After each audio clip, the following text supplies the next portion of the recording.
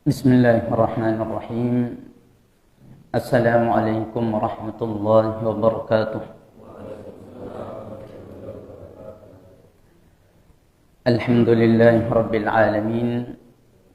Wal 'aqibatu lil muttaqin. Wa la 'udwana illa 'alal zalimin. Wa asyhadu an la ilaha illallah wahdahu la syarika lah. Wa asyhadu anna Muhammadan 'abduhu wa rasuluh. Allahumma salli ala Muhammadin wa ala alihi wa ashabihi wa man tabi'ahum bi ihsanin ila yaumiddin. Amma ba'd. Bapak-bapak dan ibu-ibu sekalian, kaum muslimin dan muslimah jemaah subuh, semoga Allah Subhanahu wa taala senantiasa melimpahkan rahmat dan taufiknya kepada kita semua. Alhamdulillah, pada subuh hari ini kita sebagai seorang muslim kembali memuji dan terus bersyukur kepada Allah Subhanahu wa taala, di mana alhamdulillah pada subuh hari ini dengan izin Allah Subhanahu wa taala kepada kita bisa sama-sama kembali hadir di tempat yang mubarakah ini. Dan alhamdulillah baru saja kita telah melaksanakan salat subuh secara berjamaah di masjid yang kita cintai ini, dan semoga Allah Subhanahu wa taala senantiasa menerima amalan-amalan ibadah yang telah kita lakukan untuknya. Dan insyaallah subuh hari ini sebagaimana biasanya, InsyaAllah kita akan kembali sama-sama belajar mengkaji agama Allah Subhanahu wa taala lewat majlis taklim kita, dan menjadi pembahasan kita insyaallah adalah masih yang berkaitan dengan asyirkul asghar, adalah jenis syirik yang kecil. Nah, pekan yang lalu para jamaah sekalian, kita telah menyebutkan kepada kita semua bahwa ulama kita membagi syirik itu menjadi dua bagian, dua jenis. Yang pertama adalah asyirkul akbar, adalah perbuatan syirik besar, dan ini yang paling berbahaya, karena syirik besar bisa membatalkan keislaman kita, bisa membatalkan keimanan kita, dan bisa membatalkan syahadat kita la ilaha illallah. Karena sebagaimana kita semua tahu bahwa kalau berwudu juga ada pembatalan-pembatalannya, salat juga demikian ada pembatalan-pembatalannya, haji juga ada pembatalan-pembatalannya, maka demikian pun Islam ini ada pembatalan-pembatalannya. Tidak sah keislaman kita jika kita melakukan pembatalan-pembatalannya. Dan pembatalan utama yang paling utama dari pembatalan keislaman seseorang kalau dia adalah muslim adalah melakukan perbuatan syirik besar kepada Allah Subhanahu wa taala. Seperti ada yang menyembah patung, ada yang menyembah pohon, ada yang menyembah batu besar, dan yang lainnya. Maka jika yang melakukan ini adalah seorang muslim, maka tentu keimanannya menjadi batal, keislamannya menjadi batal. Itulah sebabnya setiap kita, sebagaimana sebelumnya kita telah sebutkan, harus punya rasa takut yang besar terhadap perbuatan syirik besar ini. Kemudian jenis yang kedua dari perbuatan syirik adalah asyirkul asghar, adalah syirik kecil, dan ini bahaya dan sangat juga berbahaya bagi seorang muslim. Akan tetapi bahayanya tidak sampai kepada taraf jenis syirik yang pertama, itu adalah syirik akbar, tidak membatalkan keislaman kita. Akan tetapi dia hanya menghapus amalan yang di dalamnya kita melakukan perbuatan syirik kecil ini. Nah, kadang kita para jamaah sekalian bebas dan selamat dari syirik besar. Alhamdulillah, tidak ada di antara kita yang kemudian menyembah patung. Alhamdulillah. Tidak ada juga di antara kita yang menyembah pohon. Tidak ada juga di antara kita yang menyembah batu. Batu apapun itu jenisnya.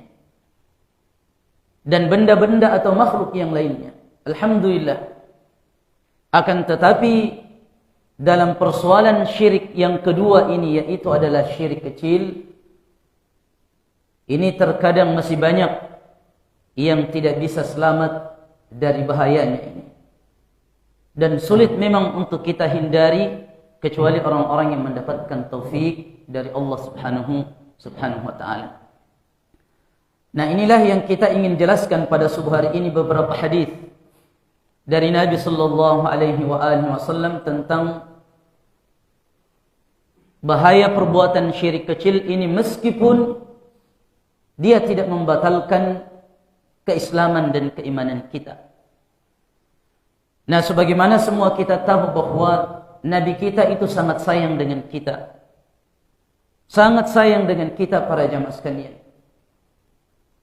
Tidak ada sesuatu pun yang mendekatkan kita dengan syurga Allah kecuali semua Rasulullah telah jelaskan kepada kita. Demikian pun sebaliknya. Tidak ada sesuatu yang mengantarkan kita kepada neraka kecuali juga Rasulullah telah menjelaskan kepada kita. Karena Nabi sallallahu alaihi wasallam cinta dan sayang dengan kita. Allah Subhanahu wa taala menyebutkan akhlak dan sifat nabinya di akhir dari surah At-Taubah juz 11, laqad ja'akum rasulun min anfusikum, telah datang untuk kalian seorang rasul min anfusikum, dari jenis kalian. Ada juga sebagian yang menafsirkan ini salah, bahwa rasul itu di hati, ya, bukan bentuk manusia dan sebagainya. Karena Allah mengatakan anfus. Anfus itu kalau bahasa kita jiwa. Ya. Padahal yang dimaksud di situ min anfusikum ay min jinsikum. Dia manusia seperti kalian. Allah juga mengatakan di dalam surah Al-Kahfi, qul innama ana basyarum mithlukum. Sesungguhnya saya ini adalah manusia seperti kalian. Beliau juga capek, beliau juga tidur, beliau juga menikah, beliau juga tertawa, beliau juga sedih, beliau juga lapar, sama seperti kita. Tapi apa yang membedakan kita dengan beliau alaihi salatu wassalam? Yuha ilaih. Hanya saja beliau mendapatkan wahyu dari Allah menjadi seorang nabi dan rasul. Hanya itu perbedaannya. Tapi selain daripada itu, tidak boleh kita mengatakan bahwa Rasulullah sallallahu alaihi wasallam itu sejajar dengan Allah. Apalagi kemudian kita mengatakan bahwa Rasulullah sallallahu alaihi wasallam itu adalah pencipta, pengatur, sama seperti Allah Subhanahu wa taala. Tidak boleh kita seperti itu. Nah, bagaimana Rasul ini yang diutus kepada kita? Azizun alaihi ma anittum. Beliau juga merasakan derita apa yang kita rasakan dari derita itu. Harisun alaikum. Nabi alaihi salatu wassalam sangat ingin melihat kita menjadi hamba yang taat, yang beriman, yang selamat pada hari kiamat. Harisun alaikum. Nabi sallallahu alaihi wasallam tidak ingin melihat kita sengsara. Nabi sallallahu alaihi wasallam tidak ingin melihat kita masuk ke dalam neraka Allah Subhanahu wa taala. Kemudian bil mu'minina raufur rahim, dan terhadap orang-orang yang beriman Nabi sallallahu alaihi wasallam itu penyantung dan juga penyayang. Akhlaknya Nabi sallallahu alaihi wasallam begitu mulia. Nah, karena kecintaan beliau alaihi salatu wassalam kepada kita, kepada umatnya, maka semua yang berkaitan dengan jalan menuju surga telah Allah jelaskan, Rasulullah jelaskan kepada kita. Dan semua yang berkaitan dengan hal-hal yang mengantar kita kepada neraka juga telah Allah Subhanahu, juga telah Nabi sallallahu alaihi wasallam jelaskan kepada kita. Makanya Rasulullah sallallahu alaihi wasallam mengatakan, "Taraktukum 'alal mahajjatil bayda, lailuha kanahariha, la yazighu anha illa halik." Saya meninggalkan kalian di atas jalan yang luas dan terang. Kal mahajjatil bayda. Al mahajja at-tariqul wasi' al-mustaqim. Bahwa jalan yang lurus, yang luas dan terang, jelas. Alal mahajjatil bayda. Lailuha kanahariha. Bahkan malamnya itu adalah sama seperti siangnya. Maksudnya di dalam agama kita ini tidak ada yang tersembunyi. Semua telah disampaikan oleh Nabi kita Muhammad sallallahu alaihi wasallam. Dan tidak ada yang menyimpang darinya, dari jalan itu, jalannya Nabi, kecuali illa halikun. Kecuali dia akan menjadi binasa. Nah, ada 3 hadis yang kita ingin sebutkan pada subuh hari ini para jamaah sekalian. Mudah-mudahan dengan kita mendengarkan dan memahami hadis ini, kita memohon kepada Allah Subhanahu wa taala agar Allah menjauhkan kita dari perbuatan syirik kecil ini.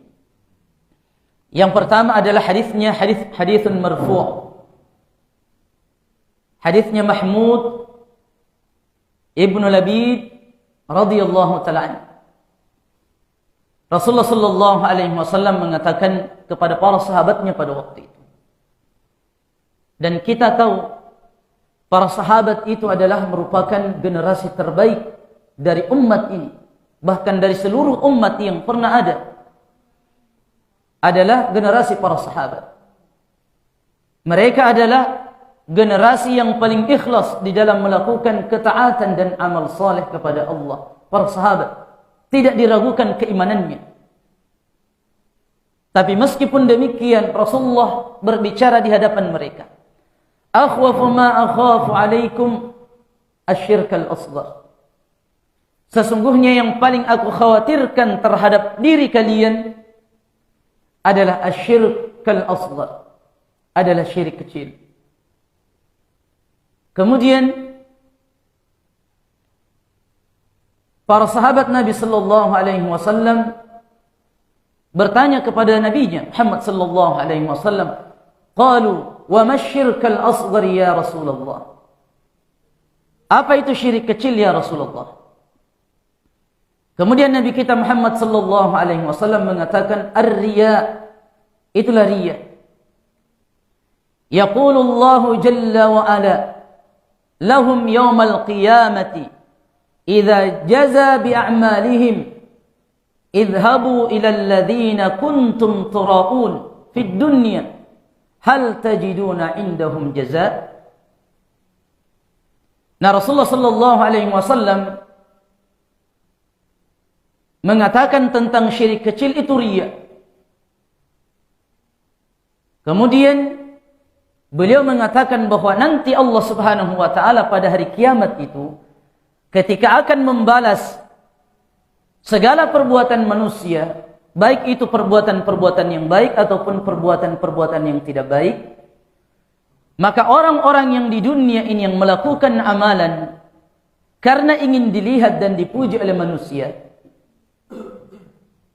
Allah Subhanahu wa taala mengatakan kepadanya, idhabu ila alladhina kuntum turauna fid dunya. Silahkan kalian pergi ke orang-orang yang dahulu kalian cari-cari perhatiannya. Pergi ke sana. Hal tajiduna indahum jaza. Apakah orang-orang tadi itu bisa memberikan kamu balasan hari ini? Maksudnya dahulu di dunia ada orang yang beribadah kepada Allah untuk mencari perhatiannya orang itu. Maka Allah pada hari kiamat, dan ini pasti akan terjadi, na'udzubillah, Allah menyuruhnya agar dia datang ke orang yang dia tadi cari perhatiannya dari orang itu, minta balasan. Apakah dia bisa memberikan balasan baik dari ibadah yang kita lakukan itu, yang tujuannya adalah agar orang-orang melihat dan memuji kita? Bisa enggak manusia itu memberi pahala para jamaah sekalian? Tidak bisa. Itu adalah hak mutlak Allah Subhanahu wa taala. Hak mutlak Allah Subhanahu wa taala. Nah, ini adalah pengabaran dari Nabi Muhammad sallallahu alaihi wasallam, Nabi kita, tentang bahaya riya ini. Orang yang mendirikan salat lalu kemudian menghiasi salatnya seperti seorang yang khusyuk, yang sangat bagus salatnya, tapi ternyata adalah tujuannya untuk mencari perhatian orang-orang yang melihatnya, i'adzan billah, seperti orang-orang munafik yang kita sebutkan itu.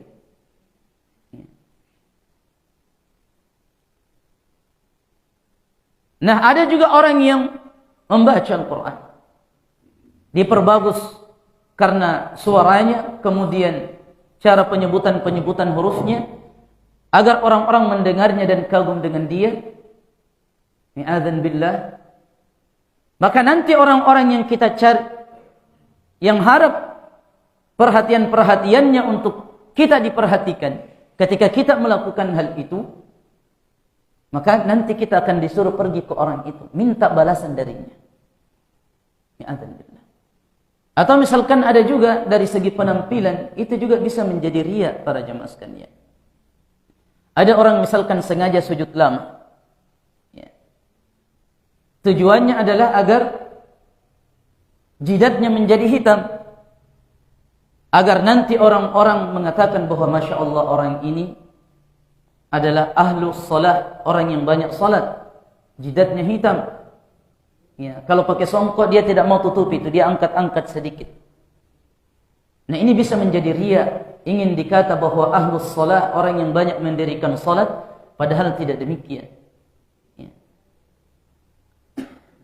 Dan Allah Subhanahu wa taala di akhir dari surah Al-Fath juz 26 ketika menyebutkan ciri para sahabat Nabi sallallahu alaihi wasallam, simahum fi wujuhihim min athari sujud.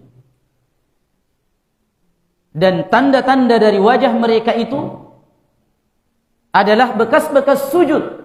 Simahum fi wujuhihim min athari sujud. Jangan kita pahami para jamaah sekalian bahwa bekas sujud itu yang dimaksud adalah jidat yang menghitam di sini. Ya. Bukan itu yang dimaksud atharus sujud.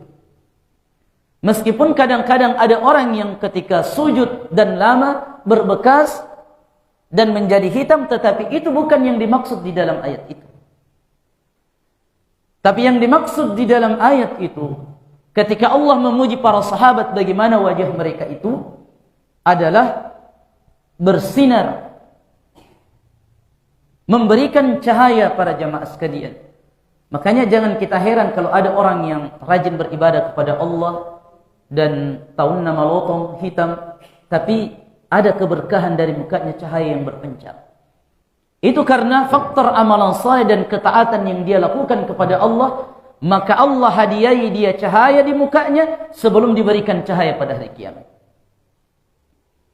Tetapi coba antum perhatikan orang-orang yang jauh dari Allah, dek nang kama sempajang, tidak pernah sujud, tidak ada rukun Islam yang dia kerjakan kecuali syahadat saja.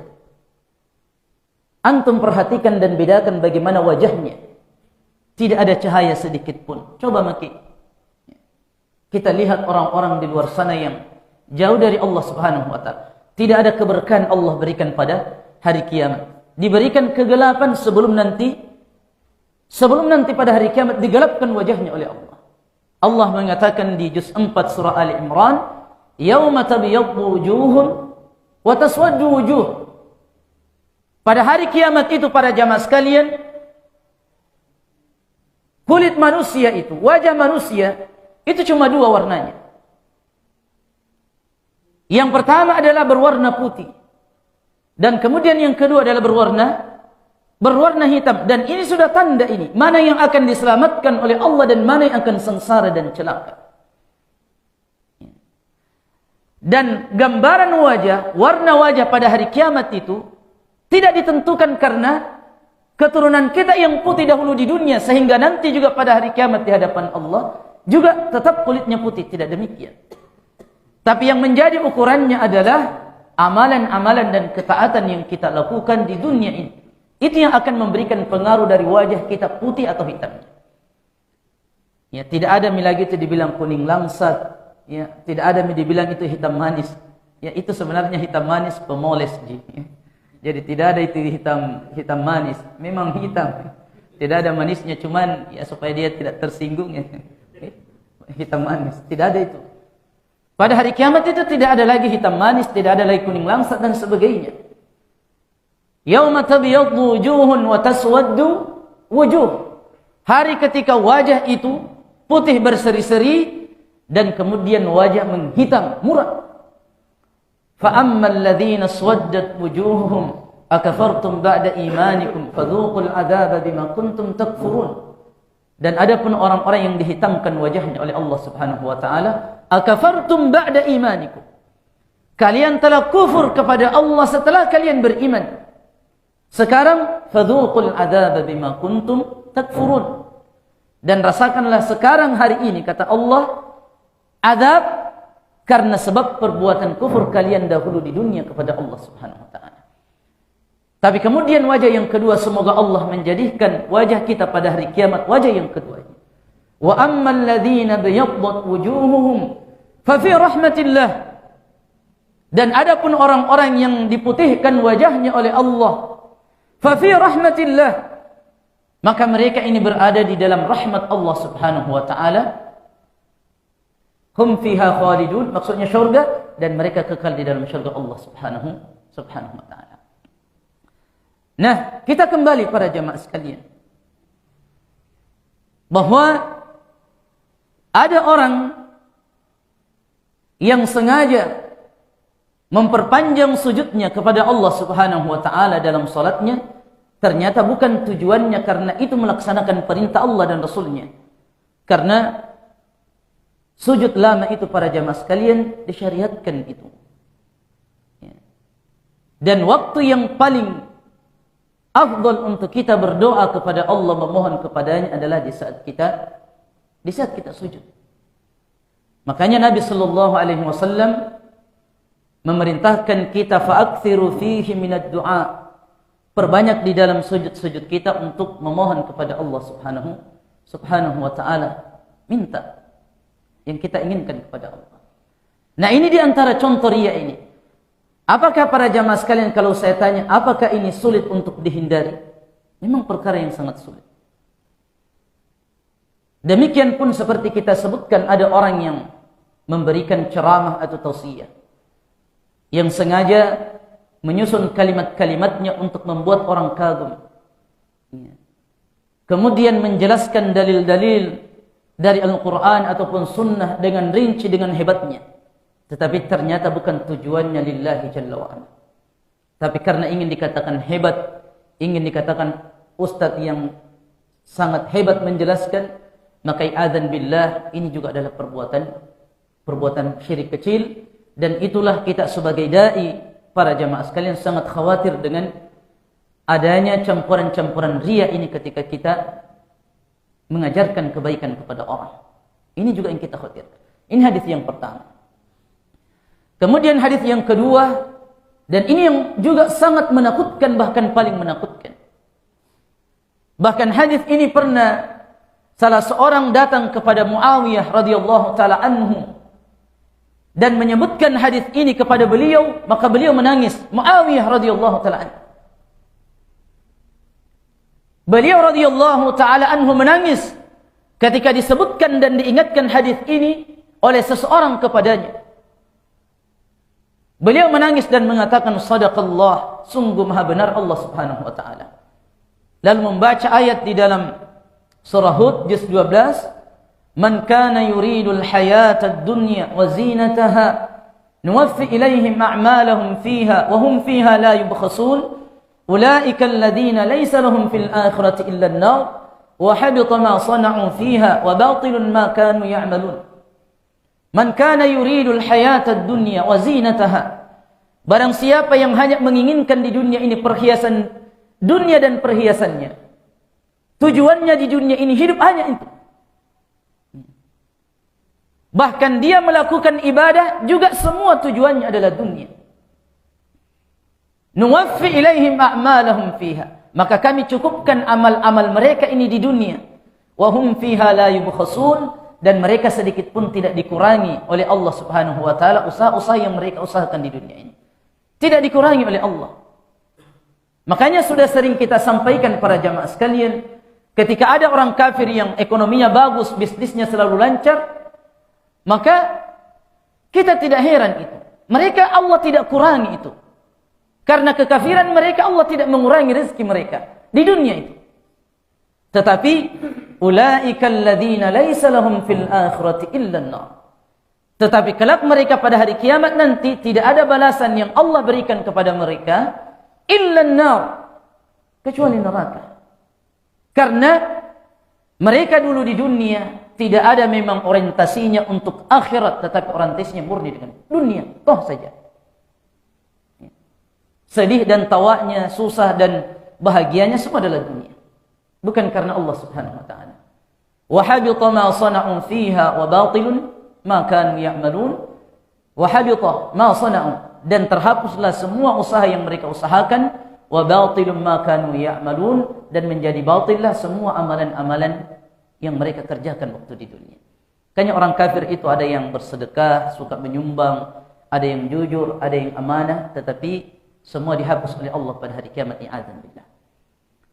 Nah, hadis ini adalah hadisnya Abu Hurairah radhiyallahu taala yang diriwayatkan oleh Imam Muslim rahimahullahu taala. Rasulullah sallallahu alaihi wasallam mengatakan dan mengabarkan kepada kita, awwalu man tusa'aru yaumal qiyamati thalatha. Orang yang paling pertama para jamaah sekalian yang akan dilemparkan, i'adzan billah, yang akan dilemparkan oleh Allah pada hari kiamat ke dalam neraka itu adalah 3 kelompok manusia.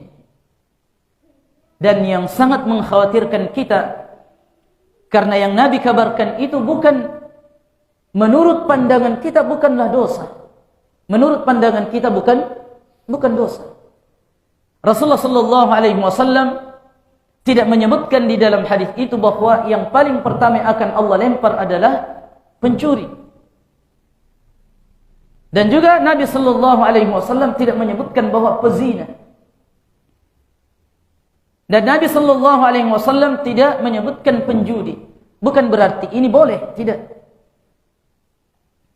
Tetapi yang mengkhawatirkan itu karena yang disebutkan adalah orang-orang yang rajin beribadah kepada Allah menurut pandangan manusia. Kalimat menurut pandangan manusia.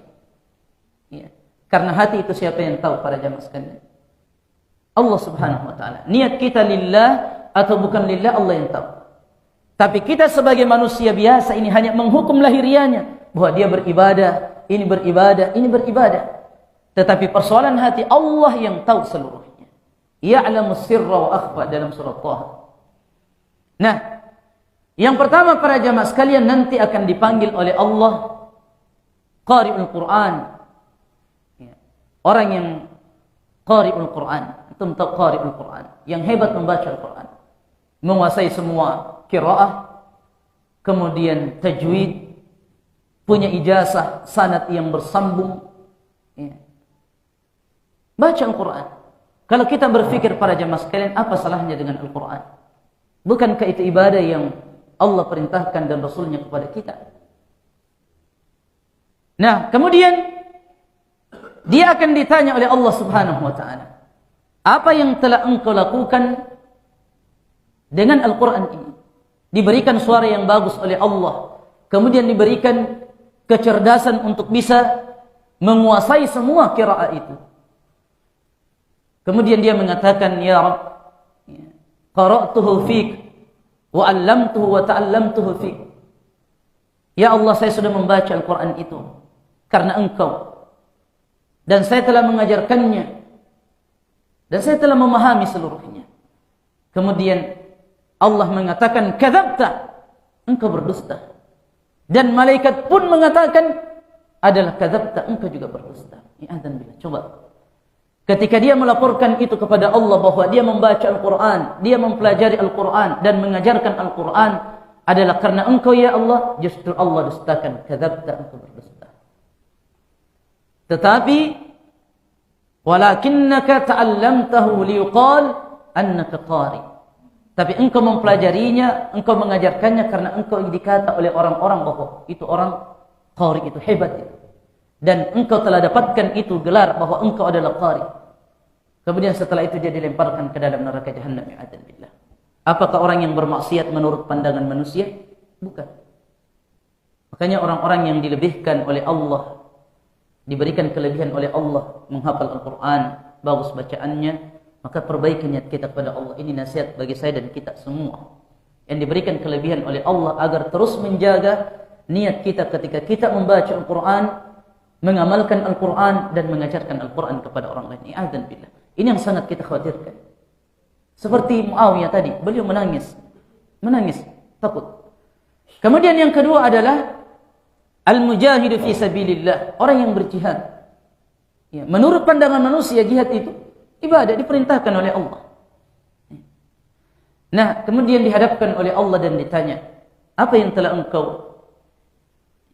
lakukan dengan nikmat itu? Antum diberikan keberanian, diberikan kesehatan oleh Allah, diberikan tubuh yang bagus, bertempur di jalan Allah. Ya. Sama juga jawabannya dengan yang pertama. Ya Allah, saya berperang di jalan Allah, di jalanmu, membela agamamu, menolong agamamu. Lalu kemudian Allah Subhanahu wa taala mengatakan kadzabta, dan para malaikat pun mengatakan kadzabta, kamu berdusta. Tapi engkau berjihad di jalan Allah itu karena engkau ingin dikata sebagai seorang pahlawan dan pemberani, bukan karena Allah Subhanahu wa taala.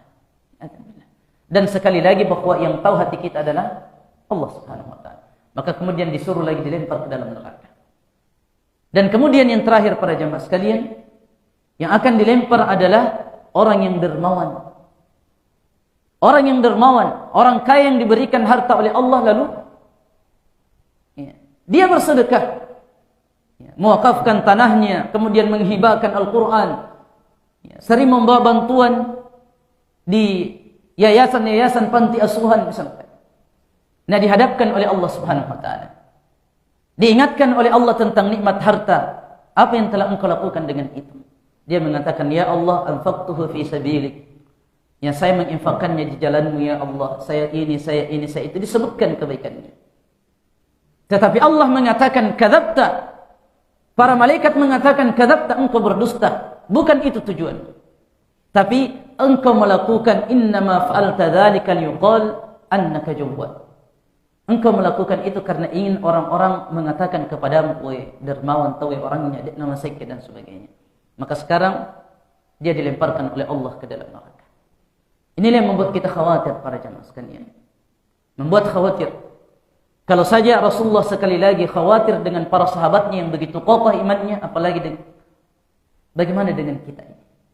Tidak ada yang bisa selamat kecuali orang-orang yang mendapatkan taufik dari Allah Subhanahu wa taala. Nah, kemudian hadis yang terakhir adalah hadisnya Abi Sa'id Al-Khudri radhiyallahu taala anhu. Hadis ini dikatakan ulama kita hadis hasan, diriwayatkan oleh Imam Abu Dawud rahimahullahu taala. Hadis ini Nabi sallallahu alaihi wasallam justru mengabarkan bahwa syirik al-asghar itu lebih berbahaya daripada fitnah dajjal. Ala ukhbirukum bima akhwafu alaikum minal masihid dajjal. Dalam hadis itu, tidakkah aku kabarkan kepada kalian, yang paling aku khawatirkan dari fitnah dajjal itu adalah riya. Nah, mungkin antum tahu para jamaah sekalian, banyak guru-guru kita yang sudah membahas tentang bagaimana itu dajjal. Jangan pernah kita berdoa untuk bertemu dengan dajjal. Ya Allah, pertemukan saya dengan dajjal, saya akan tikam dia. Nah, antum para jamaah sekalian ukur diri kita dengan dajjal. Kadang-kadang misalkan ada pertemuan kaum wanita, khusus para wanita, kemudian antum melihat sendalnya itu, hatinya antum sudah terfitnah, kira-kira cantik ini yang punya sendal ini. Hati sudah terfitnah. Nah, cantik roh, punai sendal roh. Hati sudah terfitnah. Apalagi antum melihat handuknya itu di luar, misalkan dijemur perempuan, cantik, bagus bodinya itu, handuknya saja, nah seperti itu. Sudah terfitnah hati kita dengan itu, bagaimana lagi dengan dajjal? Tidak ada seorang nabi pun yang diutus oleh Allah kecuali semua mengingatkan umatnya tentang bahaya dajjal. Lalu kenapa kok justru syirik kecil masih lebih berbahaya dari fitnah dajjal ini? Ada dua alasannya para jamaah sekalian yang disebutkan ulama kita. Jadi ini menjadi akhir dari kajian kita subuh ini. Yang pertama adalah karena Dajjal itu hanya muncul di akhir zaman dan akan menjadi fitnah oleh manusia yang hidup dengan sezaman mereka. Fitnahnya hanya sebatas di situ. Bukan dari awal manusia hingga akhir. Alaysa kadzalik?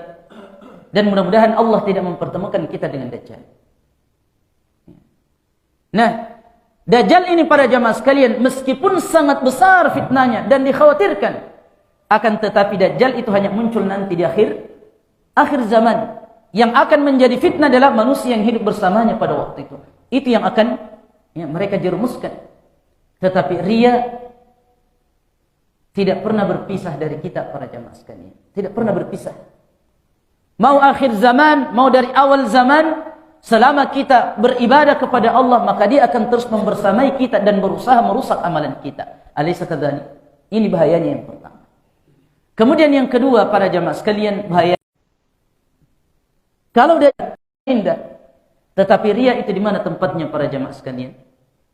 Tempatnya di hati kita. Kemanapun kita pergi, mau di dalam masjid, mau di dalam WC, mau di dalam rumah, terus fitnah-fitnah riya ini, syirik kecil ini terus membersamai kita. Nah, inilah sebabnya Nabi sallallahu alaihi wasallam mengabarkan kepada kita bahwa fitnah riya itu, syirik kecil, bagi seorang hamba itu, seorang muslim secara khusus, itu jauh lebih berbahaya daripada fitnah Dajjal itu. Maka kesimpulannya para jamaah sekalian, mari kita tetap menjaga niat dan tujuan kita di dalam beribadah kepada Allah Subhanahu wa taala. Banyak meminta kepada Allah doa agar Allah mengokohkan agama kita, menjadikan selalu ikhlas hati kita di dalam beribadah dan menjalankan ketaatan kepada Allah Subhanahu wa taala. Karena sekali lagi, salahnya niat, maka itu akan merusak seluruh amalan-amalan kita. Tadinya ibadah yang kita lakukan, akan tetapi niat kita dan tujuan kita salah, maka ibadah itu bisa menjadi maksiat, bahkan bisa menjadi sebab kita dilemparkan ke dalam neraka Allah, sebagaimana hadisnya Abi Hurairah radhiyallahu taala anhu tadi. A'adzan billah, wallahu taala a'lamu. Semua yang benar datang dari Allah Subhanahu wa taala dan Rasulnya semata. Adapun yang salah dari khilafan saya dan dari syaitan, semoga Allah Subhanahu wa taala mengampuni dosa-dosa kita seluruhnya dan kita akhiri doa kafaratul majlis. Subhanakallahumma wa bihamdika asyhadu an la ilaha illa anta astaghfiruka wa atubu ilaik. Wa sallallahu ala nabiyyina Muhammadin wa ala alihi wa sahbihi wa sallam. Assalamu alaikum warahmatullahi wabarakatuh.